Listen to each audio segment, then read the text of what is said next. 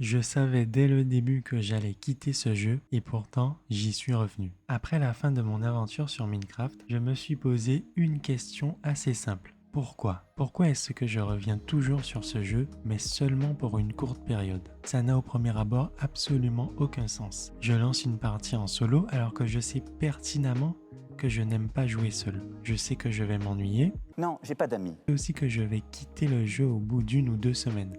Mais avant de partir, je vais passer des nuits blanches à construire une base incroyable, à avoir le meilleur équipement possible et surtout un cheval. Tout ça en ayant pleinement conscience que je vais tout abandonner du jour au lendemain. Alors pourquoi? Eh bien j'ai fini par le comprendre, ce n'est pas vraiment pour le jeu en lui-même, mais pour la nostalgie. Mais une deuxième question m'est venue en tête. Est-ce que la nostalgie est quelque chose de positif ou de négatif? Est-ce que je cherche à revivre des émotions passées en rejouant encore et encore au même jeu? Cela voudrait dire que je ne suis pas heureux aujourd'hui? Et même si je l'étais à 100%, est-ce que le simple fait d'être nostalgique voudrait dire qu'au fond je ne le suis pas vraiment?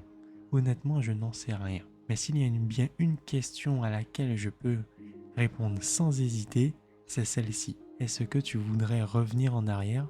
Et ma réponse est non. Oui, il y a eu des hauts et des bas dans mon enfance, mais plus on grandit, plus on gagne en responsabilité.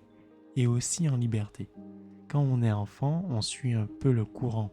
On écoute les profs, les parents, on respecte les règles, on n'est pas vraiment libre entre guillemets. Puis on arrive à un moment, souvent autour de la vingtaine, parfois plus tôt, où l'on commence à faire ses propres choix. Quand on part étudier loin, ou même dans un autre pays, on apprend à se débrouiller seul, et surtout à faire face aux conséquences de ses décisions. En théorie du moins, parce que dans la réalité, le manque d'argent rend les choses beaucoup plus complexes. Mais prenons l'exemple d'une personne qui travaille et qui a une situation stable par exemple. Et c'est là que je reviens à mon point de départ. Je me suis rendu compte qu'aujourd'hui, je suis globalement plus heureux qu'avant. J'ai un travail, même s'il est parfois difficile mentalement et physiquement. J'ai un salaire, je vis chez mes parents donc peu de dépenses.